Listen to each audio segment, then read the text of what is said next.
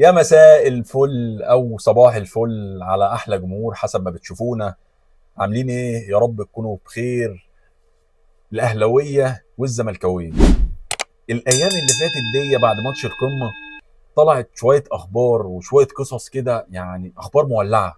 اخبار مولعه من هنا ومن هناك يعني. قعدة كوره النهارده في الحلقه دي قاعده مظبوطه قوي.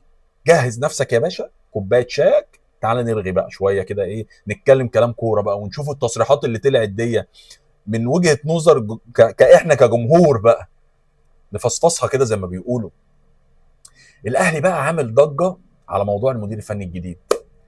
جوزيه جوميز خلاص قرب جدا على النادي الاهلي. خدها مني خلاصه.